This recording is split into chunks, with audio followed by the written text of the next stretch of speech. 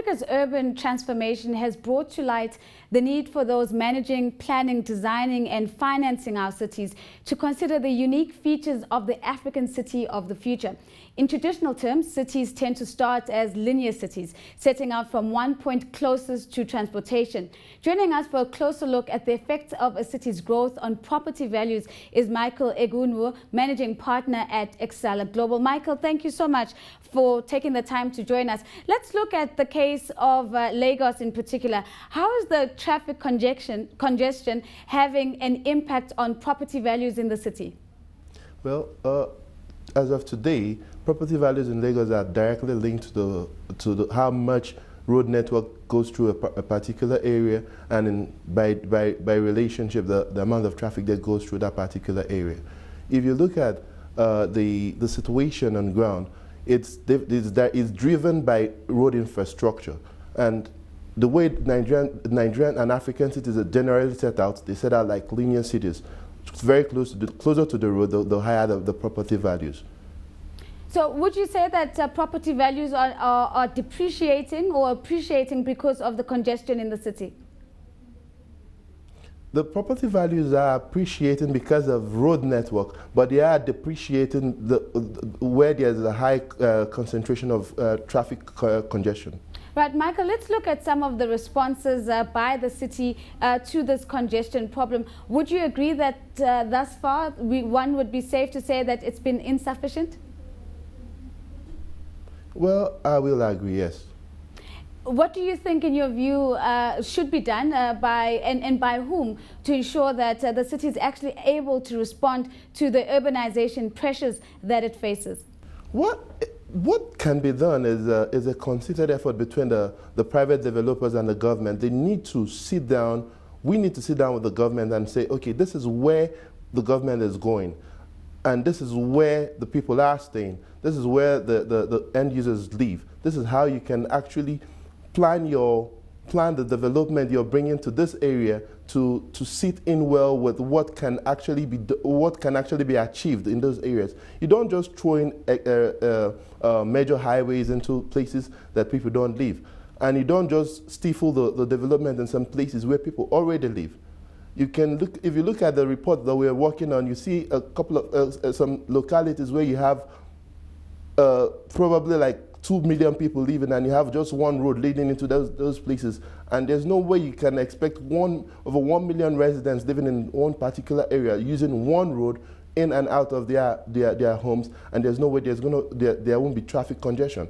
So you see those places are suffering from low appreciation index, what we call consumer appreciation index, or the buyer's index. No matter how much the government wants to say these places are developing, as long as there's traffic congestion leading to those places, and there's no alternate routes for people to move in and out of their homes, there's no way they will appreciate where they live in. So the property prices there will keep tanking and tanking. Whereas you see other places that have multiple entry and exit points into them, the property prices are appreciating.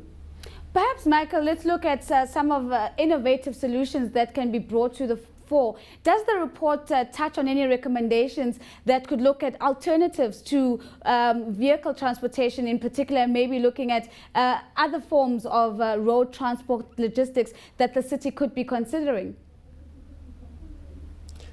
Well, the other forms of transportation that I think they should look at in Lagos critically is water-based transportation system. Lagos is surrounded by water. All around Lagos is water. And there's no way you can live in Lagos and you don't see water. So why don't we think about putting massive, well-organized boats that can carry people from point A to point B? Then you also look at the situation of there's no effective rail system in Lagos. A city of 28 million people, and there's no real transportation that works in Lagos.